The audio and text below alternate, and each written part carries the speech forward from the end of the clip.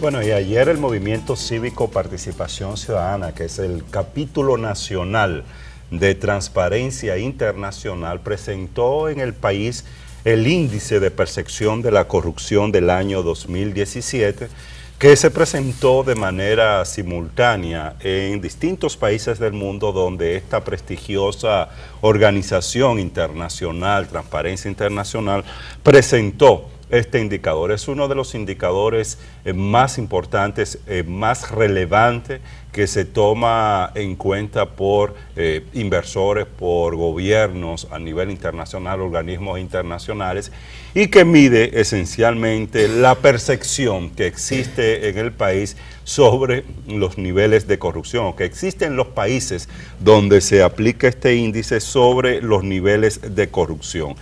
En esta ocasión, el índice de percepción de la corrupción se midió en 180 países alrededor del mundo. La República Dominicana, tal y como presentábamos en la noticia y que fue presentado ayer por Participación Ciudadana, no queda muy bien parada. Ya desde hace algunos años la República Dominicana no ha venido quedando bien en este índice de percepción de la corrupción.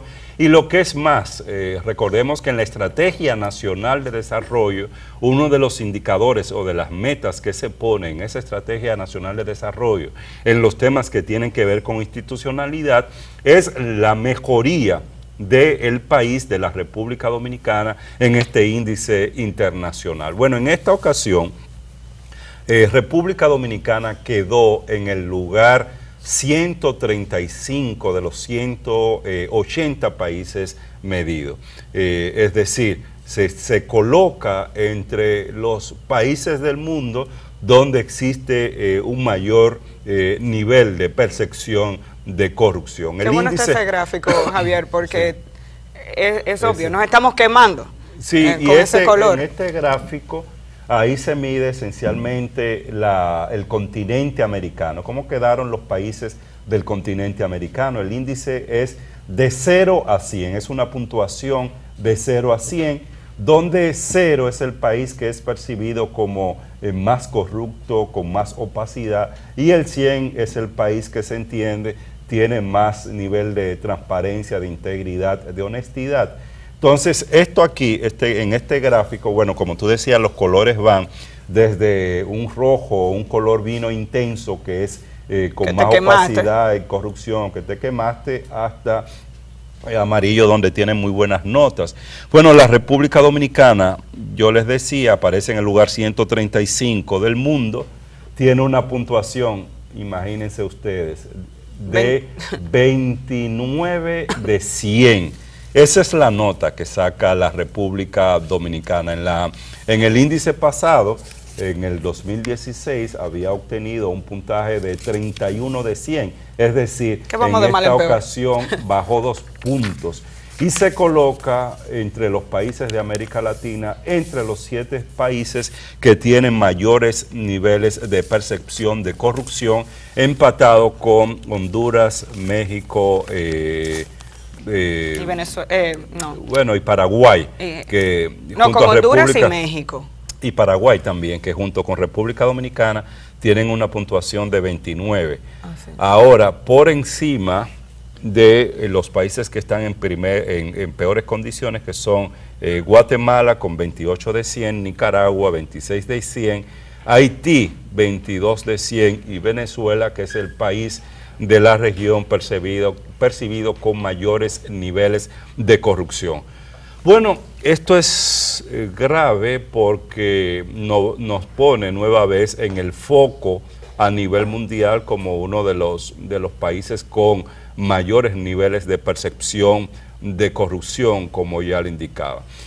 ¿Qué explica el que nos hemos deteriorado en este índice? Bueno, la situación que hemos estado viviendo durante los últimos años y sobre todo que se dio el año pasado, y Participación Ciudadana así lo establece en el informe que presentó el día de ayer, el tema de Odebrecht, de que Odebrecht haya instalado en la República Dominicana su oficina de soborno, todos los casos y escándalos de corrupción que salieron a lo largo del año 2017, incluyendo la muerte de personas por estos hechos, por estos casos de corrupción. Y esa es lamentablemente la situación por la que atraviesa el país en este tema de percepción de corrupción, donde estamos nueva vez quedando muy mal y nos alejamos de las metas que habíamos, o de la meta que habíamos establecido en el índice de percepción de corrupción, en la Estrategia Nacional de Desarrollo. En la Estrategia Nacional de Desarrollo, cuando se hizo en el 2010, la República Dominicana precisamente tenía un puntaje, esa vez se medía de 0 a 10, y era, comparándolo con el índice de ahora, de más o menos 29, es decir, estamos en la misma situación.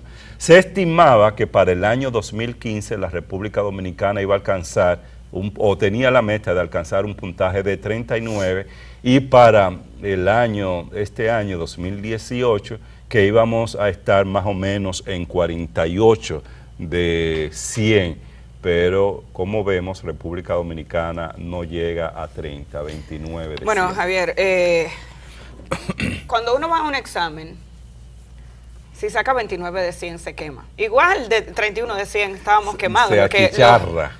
Lo grave es que vamos peor. Sí. Ahora, no sorprende que en una evaluación sobre el año 2017, el índice de percepción de la corrupción en nuestro país se haya incrementado y por tanto hayamos descendido, hayamos obtenido una posición más grave.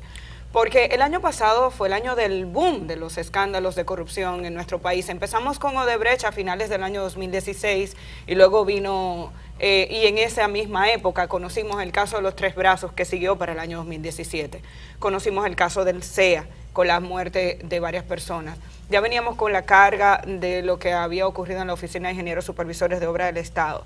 Estamos hablando de múltiples denuncias, el avance del caso Odebrecht, o más bien el conocimiento de cada vez más datos con relación al caso Odebrecht y la ausencia de medidas contundentes por parte del Estado dominicano hacen que la sociedad dominicana simplemente se rebele. Fue el año de las grandes explosiones, de las muestras de indignación de nuestro país con relación a la manera en la que se están administrando los recursos de este país. Lo decía Rosario Espinal en uno de sus análisis.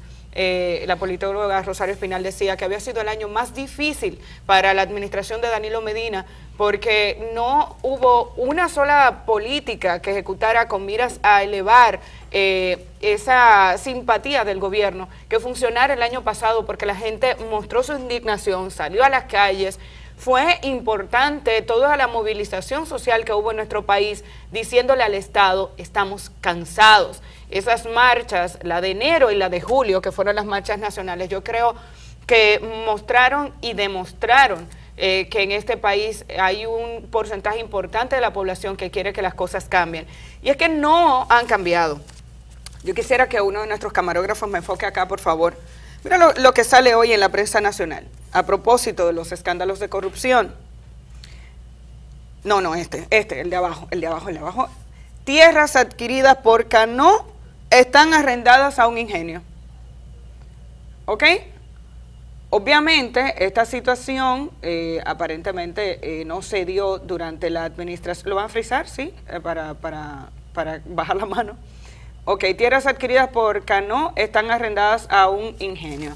Este titular está relacionado con una situación que ya venimos conociendo desde hace mucho tiempo.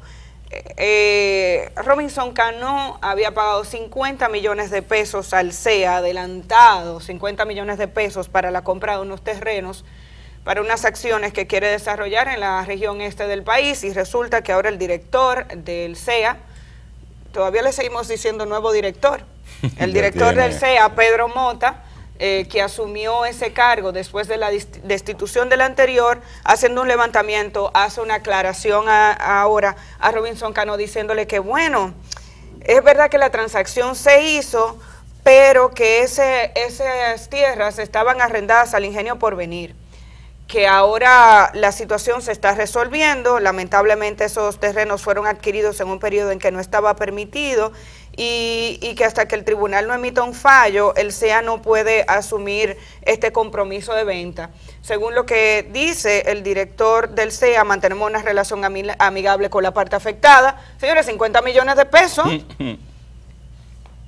que se pagaron, pero esas tierras ya estaban negociadas o tenían un contrato. Con esto no estamos diciendo que ese negocio le hizo a Pedro Mota. Nos estamos refiriendo al tipo de situaciones que se presentaron durante la administración anterior a la entrada de Pedro Mota. Es una situación similar la que produjo la muerte, la que provocó la muerte de 2 comunicadores de San Pedro de Macorís. Y lo pongo como ejemplo porque me imagino que ahora tienen un lío. Se hacen anuncios, se promueven acciones para mejorar las condiciones de jóvenes en la zona este. Un reconocido pelotero dominicano hace una inversión de este nivel y ahora le dicen, después de que se pagó, se adelantó 50 millones de pesos, se adelantaron 50 millones de pesos, que ahora tienen que ver cómo resuelven el problema. Es a eso a los que nos referimos, eso es lo que tiene que cambiar en nuestro país, esa forma de ver el Estado como botín, y para que eso cambie, la única manera en que eso puede cambiar es cuando comiencen a surgir las sanciones. No hacemos nada con seguir viendo denuncias y con destapar casos que nos sorprendan. Si en los tribunales el Ministerio Público no lleva expedientes sólidos que a su vez traigan consecuencias, porque hasta ahora lo que tenemos son muchas denuncias y tenemos medios de comunicación haciendo el trabajo y tenemos ciudadanos reclamando derechos en muchos puntos del país. El caso de los 3 Brazos no se ha resuelto aún. Eso está pendiente. Y la comunidad de los 3 Brazos hacía una rueda de prensa esta semana. Después de los programas especiales que hicimos acá, que obviamente cuando anunciamos ese programa con otros medios de comunicación, con otros canales de televisión y radio, el gobierno comenzó a tomar medidas. La comisión designada por el Poder Ejecutivo hizo un levantamiento y un informe preliminar que fue contundente y se paralizó la venta de los terrenos en los 3 Brazos. Pero al día de hoy, las soluciones formales para que la población que vive ahí pueda adquirir y obtener el título de propiedad que el gobierno está aparentemente en la disposición de facilitarle, esos pasos no se han dado. La situación está en un limbo. ¿Por qué no ha habido consecuencias con relación al negocio que se hizo ahí? Señora, se vendió un barrio con la gente adentro.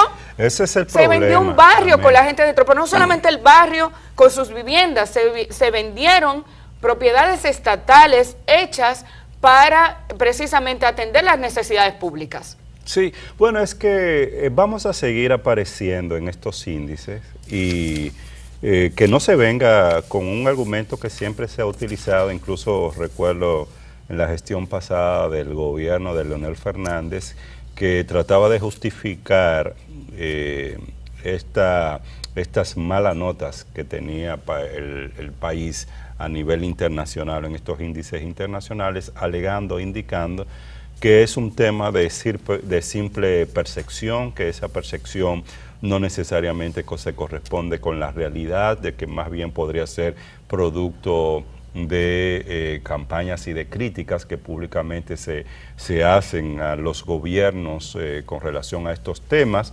y que bueno, el problema de la corrupción es un problema de carácter internacional y que la República Dominicana no escapa a esto, y se ha argumentado que en el país se han estado haciendo y llevando a cabo acciones, se han estado haciendo las leyes, las legislaciones, los cambios al marco jurídico que permitan una mayor transparencia, según se han indicado, y acciones en esa dirección.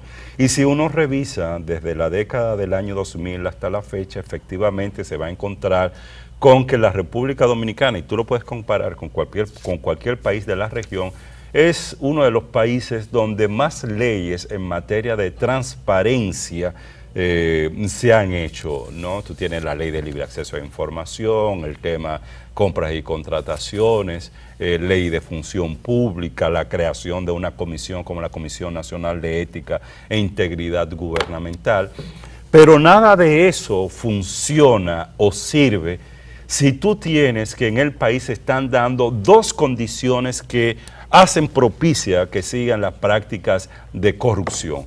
Una condición es la que tú decías con relación al tema de la impunidad generalizada que ha sido denunciada por el movimiento social que se generó en el país desde el año pasado, la Marcha Verde, que ha estado demandando un cese de la impunidad, porque ya lo hemos dicho acá en distintas ocasiones. Casos de corrupción pueden pasar en cualquier sociedad y se pueden destapar, pero lo que diferencia a un país que tiene una mínima institucionalidad de otro es que en aquel país donde hay institucionalidad, cuando aparecen estos casos de corrupción, la justicia actúa. ¿Qué es lo que ha pasado? Que tú muy bien lo señalabas en el caso dominicano. Nosotros tenemos un problema serio para que, primero, la justicia investigue, la justicia dé lugar, inicie esos procesos de investigación, pueda detectar los casos de corrupción, lo pueda conocer a profundidad y pueda establecer sanciones frente a estos hechos de corrupción. Tenemos un problema muy serio con el tema de la justicia. Aquí lo hemos repetido una y mil veces, que hasta que no tengamos cambios profundos a nivel del sistema judicial en la República Dominicana que impliquen una justicia más independiente, una justicia menos comprometidas con las redes de corrupción y de crimen organizado que existen en el país, porque eso lamentablemente es lo que ha estado pasando, pues hasta que no transformemos y cambiemos eso, vamos a seguir teniendo casos de corrupción y vamos a seguir apareciendo en estos índices internacionales como un país con una percepción alta de corrupción. Pero ese es un tema, porque el otro tema, y ahí es la diferencia de la República Dominicana con otros países donde ha funcionado la lucha contra la corrupción, es que existen órganos de control externos e internos que son independientes y cumplen con ese rol de fiscalización, de seguimiento y de control de cómo se usan los recursos públicos. Aquí nominalmente tenemos estos distintos órganos de control. Tenemos Cámara de Cuentas, tenemos Contraloría, tenemos el Congreso Nacional que debe desempeñar ese rol y esa labor de control y de fiscalización, pero estos órganos no cumplen con sus funciones y en gran medida esto se debe a que la clase política en el país se ha asegurado de que la integración de estos órganos no se haga de manera autónoma e independiente, porque es un riesgo y es un peligro a la manera en cómo ha funcionado desde el Estado Dominicano el uso, el manejo y el abuso de los recursos públicos y la forma en que se han desviado recursos públicos para beneficiar a servidores de manera particular. Entonces, si no cambia todo esto, la República Dominicana va a seguir apareciendo en estas investigaciones como uno de los países con mayor nivel de percepción de corrupción del mundo. Bueno, y a algunos de estos temas se refería el doctor Nelson Rodríguez Monegro cuando entregó su carta de renuncia al presidente Danilo Medina. La carta fue suministrada a los medios de comunicación ayer. Está fechada del 18 de febrero, el 19 fue que se dieron a conocer, fue la fecha en que se dieron a conocer los cambios gubernamentales. El doctor Rodríguez Monegro ha aclarado, y en la carta así lo dice, que su puesto, su cargo como director del Servicio Nacional de Salud, le garantizaba 4 años de permanencia. El presidente Medina no podía destituirlo a menos que el Consejo, a través de una evaluación de desempeño, determinara que había cometido algún tipo de falta. Dice cosa que es poco probable, y así lo hace constar en esta comunicación que envió al presidente Medina. Sin embargo, llama la atención las razones que él utiliza para renunciar, o hacia las que él apunta. El tema del clientelismo, ya lo había dicho en algunas declaraciones públicas, dice que recibió fuertes presiones sociales, le dice al presidente Medina que... ¿Perdón? Presiones políticas debe haber sido, ¿no? Presiones políticas, tienes razón, presiones políticas, y él dice que recibiría presiones para nombramientos en los hospitales y que todo eso tiene que cambiar. El doctor Nelson Rodríguez Monegro dice en su carta: en ocasiones me han dicho que no eres un hombre del sistema y dice que eso lo satisface, pues tiene la fiel convicción de que el sistema hay que cambiarlo de arriba a abajo. Sin embargo, esto solo es fácil decirlo. En la práctica se necesita el coraje y la determinación de provocar transformaciones estructurales, lo cual necesariamente implica afectar diversos intereses. Pero si se tiene el compromiso, el empoderamiento y las agallas bajo el entendido de que buscamos genuinamente el bienestar colectivo, se puede. No importa el costo político, en el corto plazo luego vendrá el reconocimiento de la sociedad y la gratitud de las próximas generaciones. Es una carta bastante extensa, ustedes están viendo, los documentos son 3 páginas. Ahora, yo creo que es importante el tipo de denuncia que hace, aunque de forma elegante, habla de presiones internamente para que aceptara situaciones con las que él no podía convivir. Habla de intereses particulares, habla de clientelismo, habla de presiones para nombramientos. Dice, bueno, todos hemos conocido a un funcionario público que es bastante contestatario, porque Rodríguez Monegro no se caracteriza por ser una persona pasiva y llegó a chocar con muchos sectores, incluyendo momentos en que las discusiones con los sectores que representan el sector salud estaban en su punto más alto.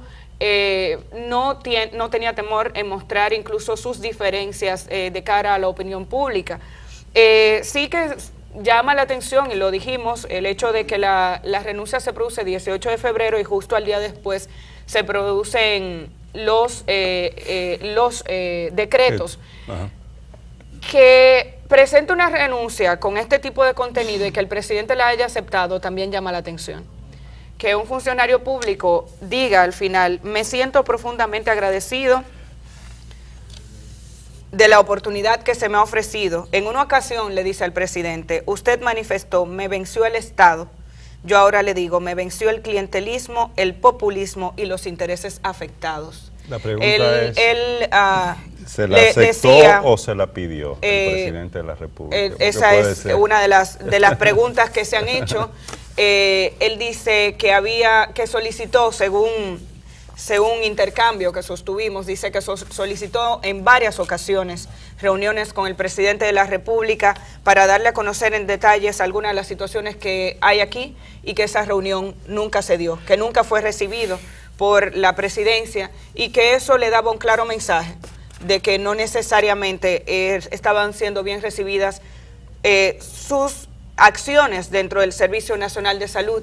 Y como tú dices, queda la duda de si además de esto hubo una presión final para que él tuviera que renunciar, porque en algún momento se rumoró. Sí, la ley 123-15, que es la del Servicio Nacional de Salud, establece el procedimiento para designación y salida del director ejecutivo del SNS, y efectivamente es tal y como señala Rodríguez Monegro. Y ahí la única manera es que el presidente o pidiera que se hiciera ese proceso dentro del propio Consejo de Directores del Servicio Nacional de Salud de evaluación de desempeño, o que le pida la renuncia para designar a una nueva persona. No es de extrañar muchos de estos casos que denuncia Rodríguez Monegro en el sistema de salud de la República Dominicana, porque muchos saben las presiones que no solo en este sector, sino en muchos otros sectores, por no decir prácticamente todo, del Estado se recibe este tipo de presión política para favorecer a determinados políticos o allegados de políticos. Depende del incumbente si acepta o no, y tenemos el reto en el país sin duda. ¿Qué es lo que pasa en educación? Pasa en salud también.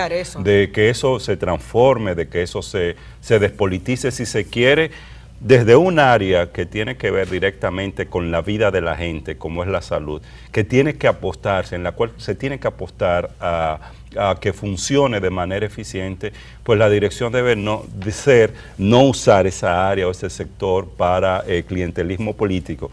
Entonces está esta denuncia que hace Monegro, por un lado, pero por otro lado está la buena noticia, yo lo podría decir, de que se coloca en el Servicio Nacional de Salud a una persona que, como Chanel Rosa, que se ha caracterizado por su eficiencia y por su capacidad de trabajo y honestidad, y estamos seguros que un funcionario como Chanel Rosa en el Servicio Nacional de Salud, combatirá, y esperemos que lo haga con eficiencia, esa práctica que se da en este sector. Un dato final es que obviamente una persona que hace una denuncia de este tipo difícilmente iba a aceptar una asesoría en el área de la salud, que es lo que hemos dicho varias veces. O sea, si no lo quieren como administrador del Servicio Nacional de Salud, ¿cómo es que luego se les ocurre que puede asesorar un área donde usted entiende que de manera ejecutiva no lo puede hacer? Él dice que no acepta botellas. En resumen, es la respuesta que nos